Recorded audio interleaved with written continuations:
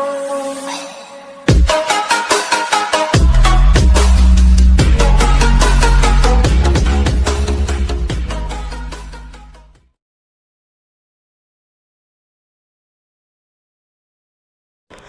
আমি কথা পাতিম লেনভো কোম্পানীৰ বিষয়ে।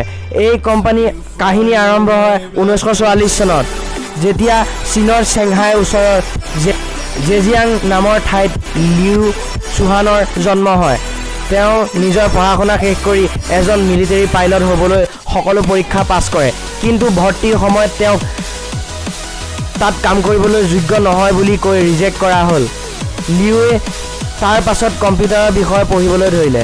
তাৰ পাছত তেওঁ জেজিয়ান ইউনিভাৰ্চিটিত এডমিশ্যন ল'লে। তাতো নিজৰ পচন্দৰ ছাবজেক্ট তেওঁ বিচাৰি নাপালে, সেইবাবে তেওঁ ৰাডাৰৰ ওপৰতে পঢ়া শুনা কৰে।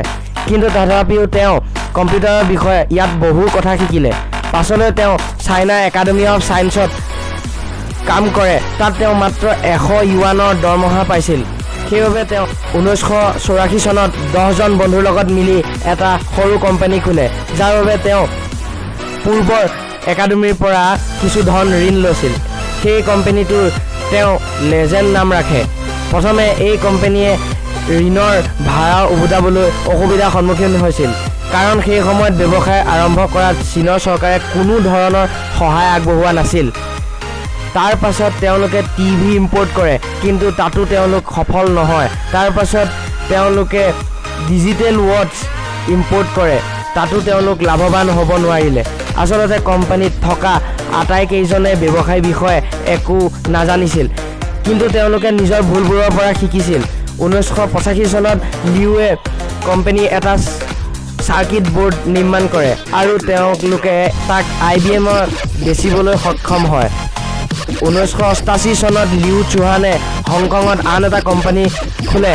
এই কোম্পানীৰ জৰিয়তে তেওঁ HP, তোচিবা দৰে কোম্পানীৰ কম্পিউটাৰ ডিষ্ট্ৰিবিউশ্যন কৰে। এই কামত পইচা বচাবলৈ তেওঁ নিজে চাইকেলত কম্পিউটাৰ লৈ গৈ ডেলিভাৰী দিছিল। কিছু বছৰ পিছত লেজেণ্ড চাইনাৰ আটাইতকৈ ডাঙৰ কম্পিউটাৰ ডিষ্ট্ৰিবিউটাৰ কোম্পানী হৈ পৰে। 1980 চনত লেজেণ্ডে নিজৰ কোম্পানীৰ কম্পিউটাৰো বনায়। লাহে লাহে এই কম্পিউটাৰ সকলোৰে মাজত জনপ্ৰিয় হ'বলৈ ধৰে।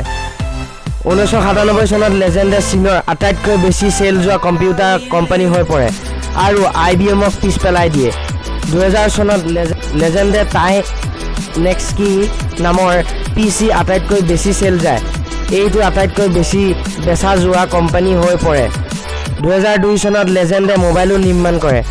2003 চনত অন্য কোম্পানীৰ লগত মিলিবলৈ নিজৰ নামৰ সলাই লেনভো ৰাখে, যাৰ বাবে কোম্পানীয়ে 200 মিলিয়ন ইউৱান খৰচ কৰে।